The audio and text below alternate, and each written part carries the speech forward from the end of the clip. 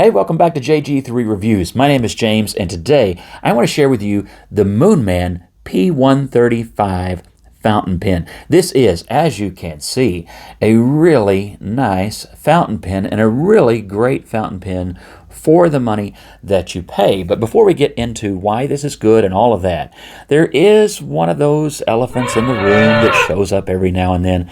This pen is heavily inspired by the Mont Blanc Le Petit Prince pen based on the children's story from France. There are definite differences. It's not a straight copy across, but there are definitely strong hints of the pen that inspired it. So we're going to look at that design, and I will show you a couple of comparisons, though we're not going to spend a whole lot of time on that other pen. But we'll look at this pen, we'll look at it in its own right. Does it write well? Is it made well? Is it worth the price that you pay? And would it be a good pen if the other pen didn't even exist? Would you still care?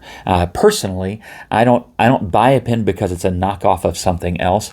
I buy a pen if it is good in its own right, and that is the main way that I want to evaluate this pen today. So let's flip that camera, look at the design of the pen, see how it writes, and see, does it live up to what you pay for it, and how does it compare to that other pen in terms of design? Is it different enough that you would feel okay buying this pen? All right, so this is the Moonman P135 up close and personal. Very well made pen. I like their choice of materials, and everything is well done. I'm just going to tell you that straight up front. This is a good, nicely done Moonman pen.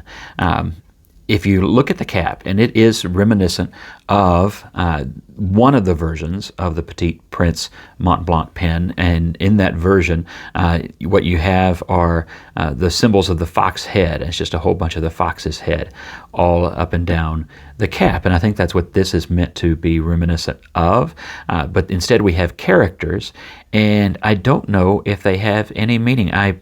Google Translate was no help.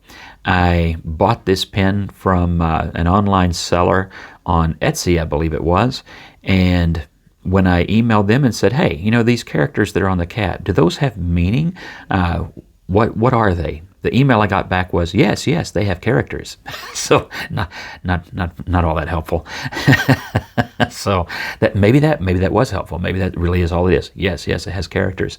Anyway, so no promises on what you may be communicating on the cap of your pen. If you have any idea if there's any meaning or if it's just gibberish, put that down in the comments below. And I mean no offense by that. I literally can't find anything about it. So that's one downside to companies like Moonman, is that they rarely have websites that give you any helpful information when you're trying to find out things like that. But that aside, nice looking pen, nice blue plastic or resin body, and then the metal chromed finial, I guess we'll call it for now, because it doesn't have any function.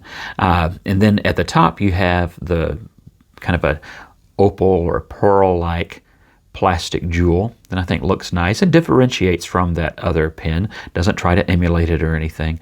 It's its own thing. Very stiff, solid clip. If that's something that you're going to use and want to know about, that is there. So we open this up. And what do we find? We find a mini Fude, I guess is what I'm going to call it. It is a bent nib. Might be more like, in a way, if you're familiar with Pilot's Waverly nib on the 912, almost more like that, in that it has that slight bend, and it's not enough really to be called a Fude, I wouldn't think.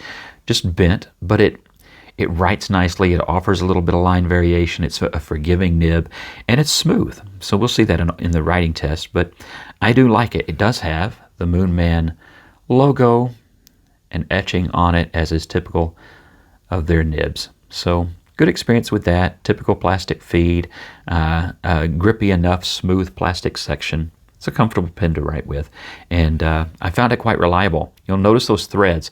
The cap does have a plastic inner liner, so it's plastic on plastic. That can be important to know, and it's been great at not drying out. Very reliable pen. Starts up every time. Like I say, it is quite well made. You notice that this is a metal on metal as far as the barrel. It has an insert and then the feed insert here. So that also can be helpful to know depending on what you want to do with this pen. And you'll notice there is other metal inside there because of that metal end. Anyway, you get to this and it is a cartridge converter pen, and so it comes with a good Moonman cartridge, and I appreciate that very much. This has diamine Oxford blue in it, which I think suits this pen quite nicely. Now, as I said, on the design, of course, it's not totally original. We all know that. That's been made clear from the beginning. But it is a nice take on a familiar design. Let's put it that way. And well done. Very well done. If you were looking at this pen strictly on its own merits, it's well done. It has a nice weight, balance, and heft to it. And I like the pen just on its own merits. Now, the other issue is a different issue, and you do with that as you will. But let's get some paper out, and let's actually see how the thing writes. Okay, now I forgot to tell you, it does post well and securely. There's a little bit of weight there because of that metal cap, but not too badly back weighted.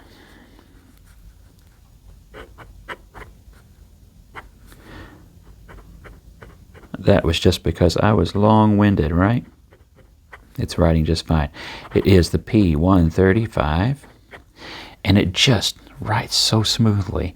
And this is considered, I think, a fine bent nib.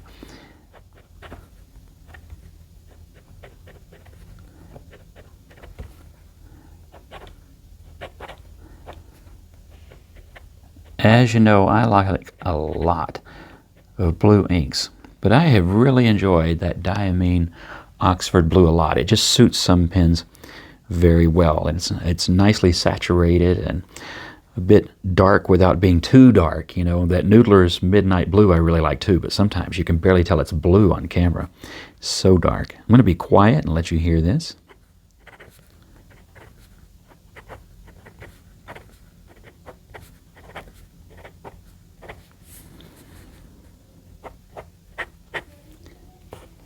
Not too wet. It's drier than it would look, isn't it? Because this looks so well. It's a good thick line and well saturated and everything. You would assume that it's quite wet, but it's really not that bad. I just really like the way that it writes. So, good writer. And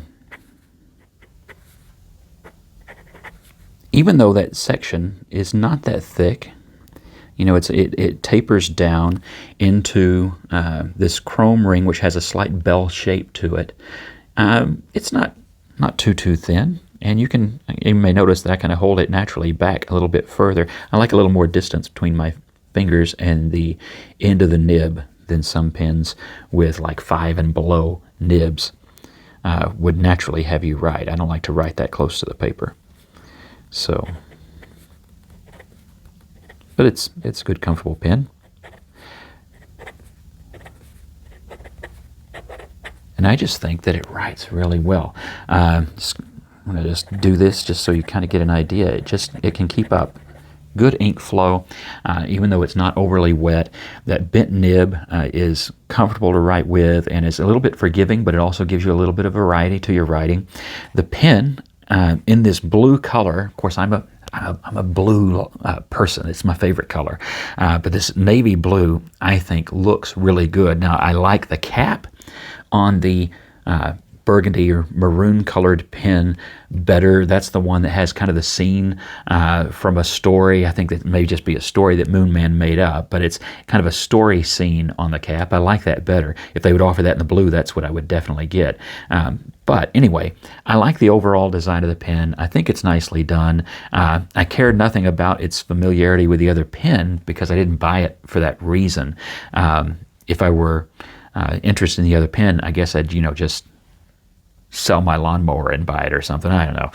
But this pen, just on its own merit, is a great pen. It's a nice gift pen. It's a good value for the quality that it brings to the table. And so I do like it from that point of view. So there you go. Cons, little bit on that cap. It's a little bit back heavy, but to me, it's not bad. Now, probably a longer writing session, I would simply not post it. But great pen, reliable pen, great nib, and good value and well made. Those are my impressions. The downside of it, the cons would be not very original. For the price, I do prefer pens that come with a warranty. I will say that. That would be a con because, as is typical, these do not. So there is that, little bit of a niggle there. Otherwise, I do like it. God bless you and have a great week.